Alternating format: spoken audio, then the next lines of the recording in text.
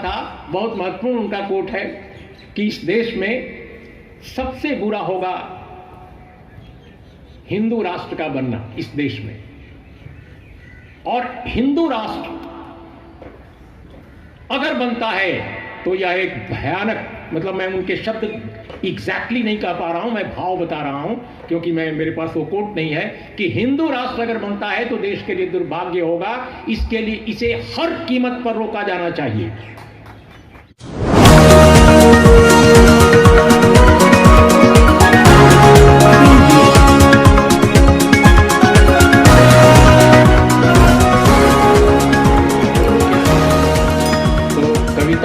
बहुत ताकत होती है और फिल्मों में भी बहुत ताकत होती है, और बहुत सारे ऐसे फॉर्म्स हैं कला के, चित्रकारी है, इतनी ज़्यादा ताकत उसमें होती है कि आप 1000, 2000, 4000, 10,000 शब्दों में जो भाषण देंगे या जो कहना चाहेंगे वो बहुत कम शब्दों में, बहुत कम रेखाओं में वो चीज़ें आ जाती हैं। ये है कला का, और इसलिए मैं आप लोगों के संगठन को बहुत बहुत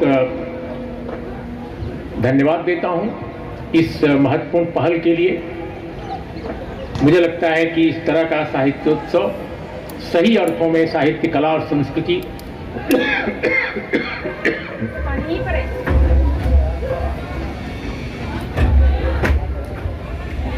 साहित्य, कला, संस्कृति इन तमाम क्षेत्रों में जो समाज का अत्यंत उत्पीड़ित हिस्सा है, दलित हैं, बहुजन हैं, तमाम लोग, उनको आगे आने का मौका देता है इस तरह का फोरम, इस तरह का प्लेटफॉर्म। और एक बहुत अजीब भ्रांति है कि जो समाज के कुलीन लोग हैं, सर्जना वही कर सकते हैं, रचना वही कर सकते हैं, बड़ी रचनात्मकता उन्हीं के पास है। ये बहुत बड़ा भ्रम है। अगर दुनिया के पैमाने पर देखा जाए तो मैं इस बात से इनकार नहीं करता कि साहित्य में, संस्कृति में, तमाम क्षेत्रों में कुलीन जो लोग हैं उनका भी योगदान है, मैं इससे इनकार नहीं कर सकता। लेकिन इतिहास इस बात का भी गवाह है कि अत्यंत उत्पीड़ित समुदायों से, सबाल्टन समूहों से, चाहे वो लैटिन अमेरिका हो, अमेरिका हो, यूरोप हो या एशिया हो, हर जगह बड़े बड़े रचनाकार आए हैं, बड़े बड़े फिल्म मेकर आए हैं, बड़े बड़े पोएट आए हैं, बड़े बड़े पत्रकार आए हैं, बड़े बड़े लेखक आए हैं। हमारे देश में, हमारा देश भी इस बात का अपवाद नहीं है। अनेक ऐसे नाम हैं जिन्होंने साहित्य, कला, संस्कृति के क्षेत्र में बहुत बड़ा काम किया, और जो पहली पीढ़ी के न केवल शिक्षित थे बल्कि उनमें कई तो अशिक्षित भी रहे। जिस समय शिक्षा, फॉर्मल शिक्षा का कोई नामोल्लेख नहीं था, उस समय कबीर,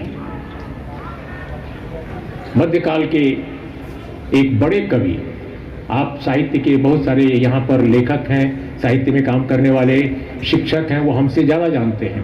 रैदास, फरीद शेख, अनेक नाम मैं ले सकता हूं। जितने गुरु ग्रंथ साहब में शामिल संत और चिंतक हैं, विचारक हैं, वो सारे के सारे ऐसे ही समाजों से हैं, और वो बिल्कुल ऐसे लोग हैं जिन्होंने जीवन के अनुभवों से अपनी शब्द रचना की।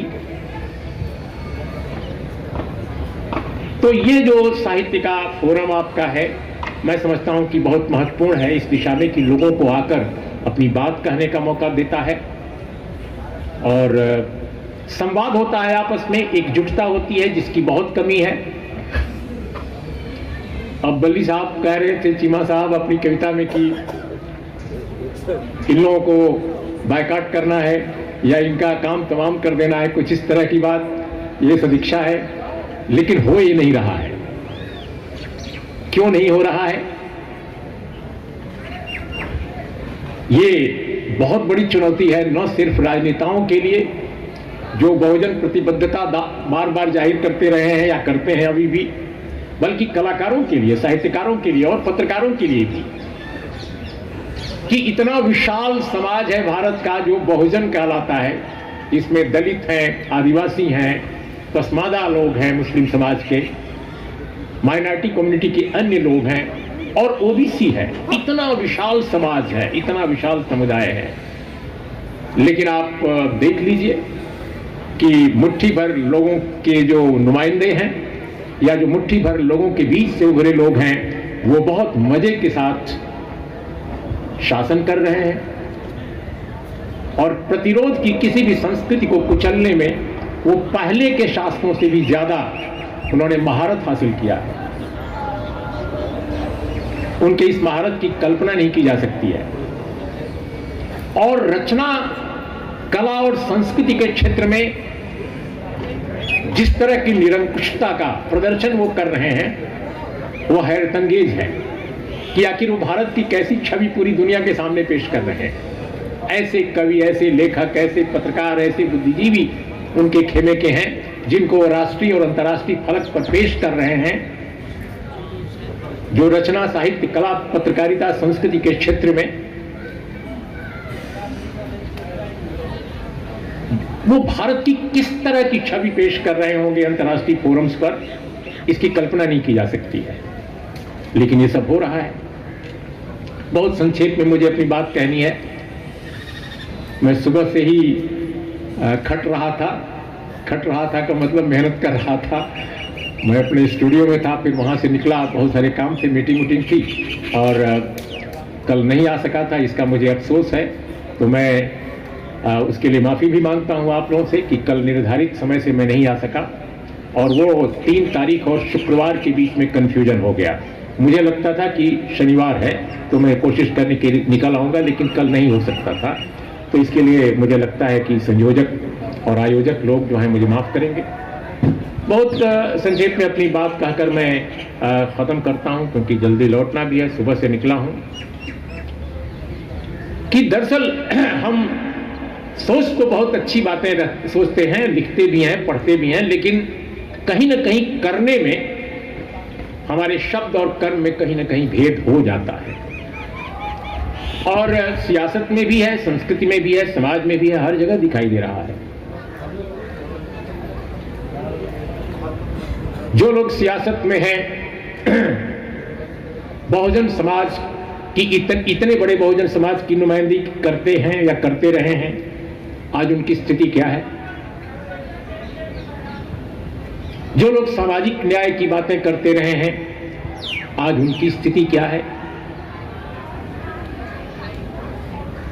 हिंदुत्ववादी दक्षिणपंथियों के कोई बाएं पॉकेट में है, कोई दाएं पॉकेट में है और कोई रास्ता खोजने की कोशिश कर रहा है कि वो कहां खड़ा होगा, वो किस पॉकेट में जाएगा। लेकिन बात सभी ज्योतिबा फुले की कर रहे हैं, बात सभी डॉक्टर बी आर अम्बेडकर की कर रहे हैं,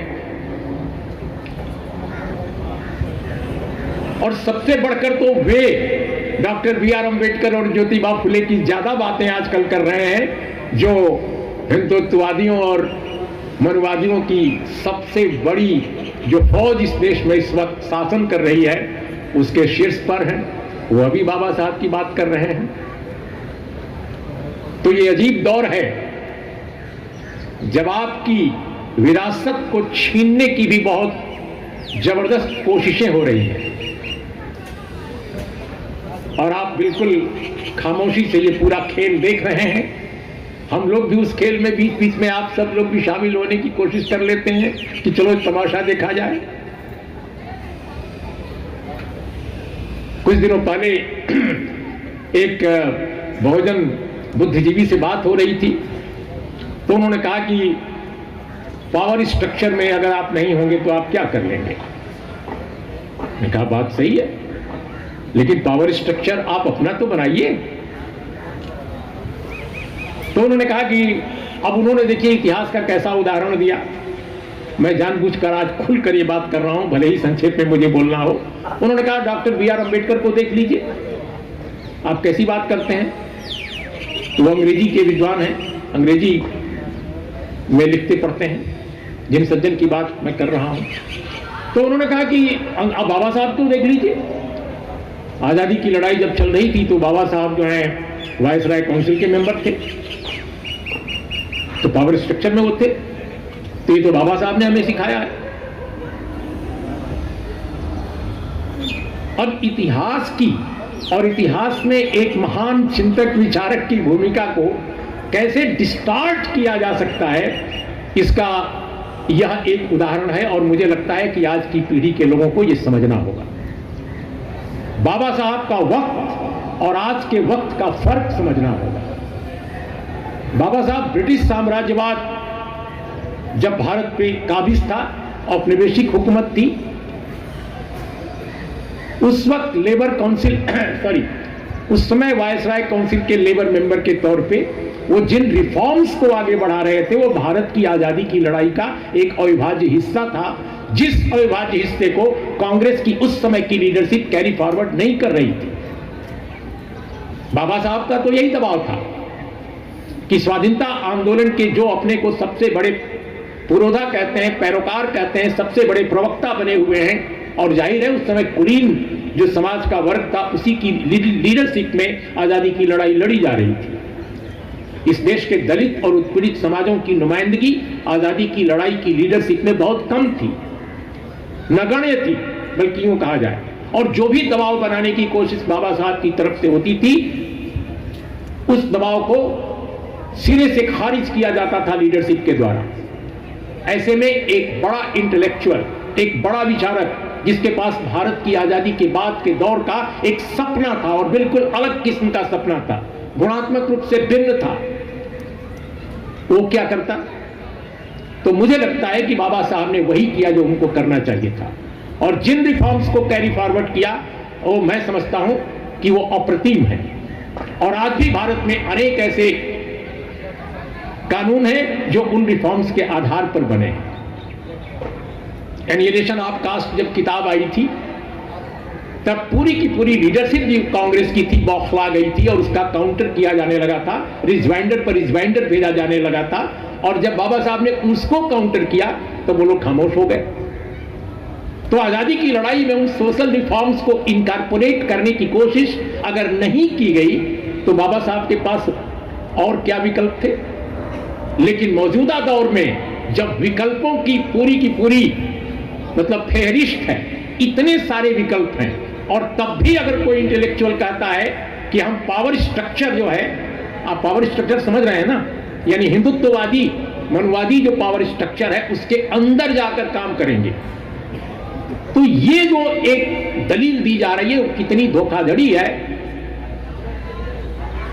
बहुजन समाज के साथ। और अंबेडकर चिंतन के नाम पर इन चीजों पर भी मुझे लगता है दलित समाज के लेखकों को, बहुजन समाज के विचारकों को गंभीरता पूर्वक आज सोचने की जरूरत है, जो नहीं सोचा जा रहा है। प्रेमचंद ने कहा था कि साहित्य राजनीति की ना, राजनीति के आगे चलने वाली मशाल है।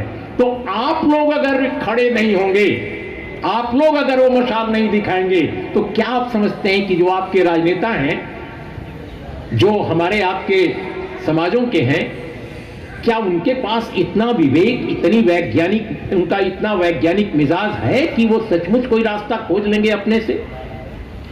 मुझे दुख के साथ कहना पड़ता है कि कहीं कहीं हमारा जो बौद्धिक वर्ग है वह भी अपने समाज के जो राजनीतिक वर्ग के लोग हैं उनकी तरह वह भी कहीं ना कहीं दुबक गया है। और अगर दुबका नहीं है तो कम से कम मशाल नहीं दिखा रहा है। इसलिए बच्ची सिंह जी की जो बात है वो सदा, वो उनकी सदिक्षा है, मेरी भी सदिक्षा है, और हमारी उनके जैसे असंख्य लोगों की सदिक्षा है। लेकिन वो असलियत आज की नहीं है, और जब तक इस असलियत को हम नहीं समझेंगे, हम मतलब आप सब, मुझे लगता है हम कामयाब नहीं होंगे एक दिशा देने के लिए। कैसे इस समाज को दिशा दी जाए, क्योंकि ये एक ऐसे दौर की बात है जहां कोई अंबेडकर नहीं है, कोई अंबेडकर नहीं है, और उनके पास साम्राज्यवाद से लेकर के और हिंदुत्ववाद तक सारे के सारे मॉडर्न टेक्नोलॉजी से लैस एक से एक स्ट्रेटजिस्ट और एक से एक एडवाइजर्स हैं। ये सावरकर के दौर का हिंदुत्ववाद नहीं है, ये फाइनेंस कैपिटल के दौर का हिंदुत्ववाद है। इसलिए मुझे लगता है कि ये कोई आसान दौर नहीं है, ये इतिहास का सबसे कठिन और सबसे जटिल दौर है। कांशीराम जी ने जिस मशक्कत के साथ, जिस कमिटमेंट के साथ अलख लगाया था, उसकी रोशनी कब की गायब हो चुकी है। सामाजिक न्याय के जो पिछड़े वर्ग के नेता थे, आज उनकी स्थिति क्या है? वो मंडल का सिर्फ नाम ले सकते हैं, अपने को मंडलवादी कह सकते हैं, लेकिन मंडल कमीशन की 40 सिफारिशों में 3 सिफारिशों के बाद चौथी बताने को कहा जाए तो उनको नहीं मालूम होगा। ठीक वैसे ही जैसे मंडल कमीशन की जब रिपोर्ट आई थी तो अंग्रेजी हिंदी के अखबारों में रोज एडिटोरियल छपता था मंडल के कमीशन के खिलाफ। उस समय मैं पत्रकारिता में आ चुका था और देश के सबसे बड़े अखबारी समूह के हिंदी अखबार का रिपोर्टर था, नवभारत टाइम्स का। और मैंने उन संपादकों से जो रोज मंडल के खिलाफ एडिटोरियल लिखते थे, उनमें से 6 संपादकों से मैं मिलकर या टेलीफोन करके अपने दफ्तर से ये पूछा था कि मंडल कमीशन की जो सिफारिशें हैं आपने कितने समय पहले पढ़ी, कब पढ़ी थी। उनमें से सिर्फ एक अंग्रेजी के संपादक ने बताया था कि उन्होंने 3 दिन पहले पढ़ी है और 5 ने कहा कि वो पढ़े ही नहीं है, लेकिन मंडल कमीशन की रिपोर्ट पर वो रोज एडिटोरियल लिख रहे थे। तो वही हाल आज हमारे नेताओं का भी है कि उनको ज्ञान विवेक से कोई मतलब नहीं है। तो जहां नागपुर से जो इस देश में अज्ञानता के अंधकार को फैलाने वाला सबसे बड़ा गिरोह है, वो इतनी तेजी से काम कर रहा है और इतनी स्ट्रेटजी के साथ काम कर रहा है, लेकिन नागपुर से एक और सेंटर है जो बौद्धिकता का, चेतना का, विवेक का सेंटर है, दीक्षा भूमि। उसकी महान ट्रेडिशन की बात तो हम करते हैं, हम दर्शन करने तो चले जाते हैं नागपुर दीक्षा भूमि में, लेकिन वो विवेक कहाँ है? हमारे राष्ट्रीय जो विमर्श में वो विवेक कहाँ दिखाई देता है? ये आज के लेखकों के लिए, विचारकों के लिए बड़ा सवाल है जो मेरे दिमाग में था। मैंने तैयारी नहीं की है, मैंने बताया ना कि सुबह से काम कर रहा हूं और अचानक आ गया, लेकिन मेरे दिमाग में जो चीजें आ रही हैं मैं आपके सामने पेश कर दे रहा हूं कि इन पर सोचिए, क्योंकि अगर आप नहीं सोचेंगे तो भविष्य इतना खराब है जिसकी कल्पना नहीं कर सकते हैं। अब किसी कवि ने अभी कहा ना कि वो आरक्षण के कारण, मतलब उन्होंने आरक्षण का नाम नहीं लिया, उन्होंने कहा बाबा साहब के कारण हमारे सब कुछ हुआ है। लेकिन आप जानते हैं 2 जनरेशन बाद क्या होगा? रेलवे में, डाक में, हवाई जहाजों में, पब्लिक सेक्टर की किसी यूनिट में हो सकता है कि आरक्षण बिल्कुल खत्म कर दिया जाए, उसकी जरूरत ही न रह जाए, क्योंकि वे सारे के सारे प्राइवेटाइज हो जाएंगे। और जब प्राइवेटाइज हो जाएंगे तो दलित, आदिवासी और ओबीसी को तो खैर बहुत बाद में आरक्षण मिला, अब मिलेगा कहां? फिर आरक्षण का मतलब क्या रह जाएगा? आरक्षण भीख नहीं है, आरक्षण एफर्मेटिव एक्शन है, हमारा अधिकार है। हजारों साल से जिनका आरक्षण रहा है, हर क्षेत्र में उनके साथ बराबरी के तौर पे खड़ा होने के लिए, हमारे पास इंपावर करने के लिए, हमारा प्रतिनिधित्व बढ़ाने के लिए ये जरूरी कदम है। और दुनिया के केवल हमारे देश में नहीं, अनेक देशों में इसको लागू किया गया है। यहां तो मीडिया में भी नहीं है, प्राइवेट सेक्टर में भी नहीं है। अमेरिका में तो मीडिया ने अपने स्तर पर एफर्मेटिव एक्शन इंट्रोड्यूस किया था, ये कौन नहीं जानता, लेकिन कोई मीडिया में उसकी चर्चा इंडिया में नहीं करता। तो मेरा कहना है कि बेमतलब बना दिया जाएगा एफर्मेटिव एक्शन के जितने प्रावधान भारत में हैं, उन सबको। लेटरल एंट्री एक छोटा सा नमूना है। अग्निवीर क्या है? सेना में ओबीसी के लोग, दलित लोग बहुत जाते हैं, उन बच्चों का क्या होगा भविष्य? आप सोचिए, 4 साल की नौकरी और उसके बाद क्या? और ये मत भूलिए कि जो अभी कुछ आपके सामने लॉलीपॉप दिखा रही है सरकार की, ये करेंगे वो करेंगे, ये कोई अचानक नहीं है, ये सिलसिला बहुत पहले से शुरू हुआ है। इकोनॉमिक रिफॉर्म्स के साथ ये आया है। 2 परिघटनाएं हुई थी उस दौर में। एक हुई थी बाबरी मस्जिद का डिमोलिशन और दूसरी जो घटना थी इकोनॉमिक रिफॉर्म्स का इंट्रोड्यूस किया जाता। दलित समाज के कुछ बुद्धिजीवियों ने उसको बहुत महान क्रांति कहा था और कहा था कि इससे कुछ पूंजीपति पैदा हो जाएंगे दलित वर्ग में या ओबीसी वर्ग में या जिसमें भी। ठीक है, पैदा हो गए, लेकिन क्या आगे क्या? मान लीजिए कुछ 100 लोग उद्योगपति हो गए, लेकिन विशाल जो समाज इस देश में दलितों का है, आदिवासियों का है, ओबीसी का है, उसके इंपावरमेंट के लिए क्या होगा? जिसको नौकरियां नहीं है, जिसको खेत नहीं है, लैंड रिफॉर्म्स नहीं किया गया। देश के सिर्फ 4 राज्यों में लैंड रिफॉर्म्स को पाया, सिर्फ 4 राज्यों में, जम्मू कश्मीर, केरल, कर्नाटक और थोड़ा बहुत आदाती आप बंगाल, और वो भी बेमतलब बाद में हो गया 3 जनरेशन के बाद।